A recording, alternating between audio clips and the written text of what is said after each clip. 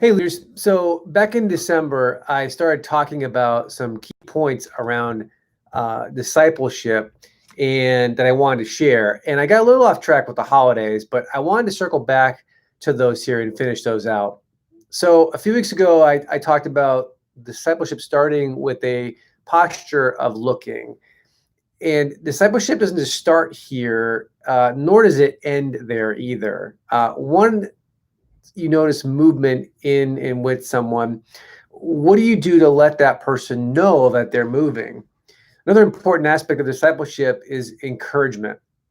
How often do we reach out to the people that we lead and let them know that we're rooting for them on their journey?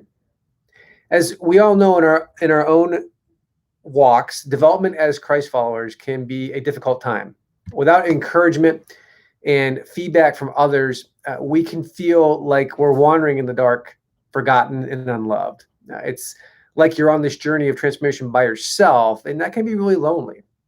But God, in His infinite wisdom, knew how important encouragement was from others that are around us. And so He doesn't just suggest that we do it, He actually commands it.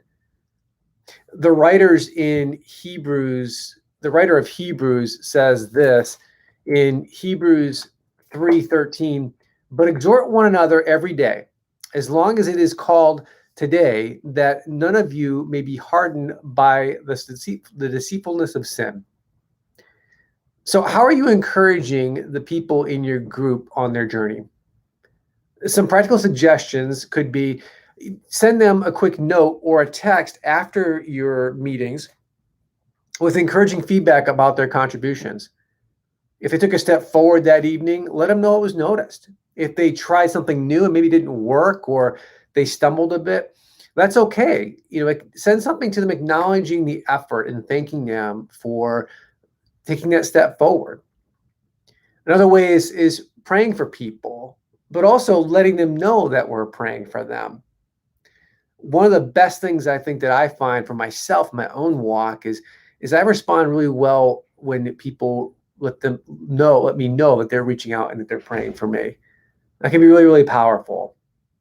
The last thing that I'll say about this is do we take the time to acknowledge the contributions of folks in the moment?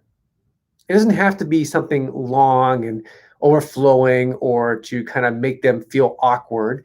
But if somebody brings up a good point in the conversation or really adds something to your study time as a group, say so. Let them know it's a good point. If they have never spoken out loud before, or maybe there's someone who's not as vocal, but they contribute in that at that time, acknowledge that.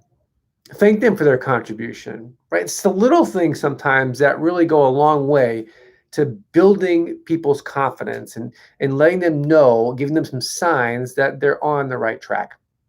So think about that this week as you prepare to lead your sessions and your time with your groups. What are you doing to encourage people and to let them know that they're moving along in this journey to become followers of Jesus, disciples who make disciples? 3:45. That's not bad.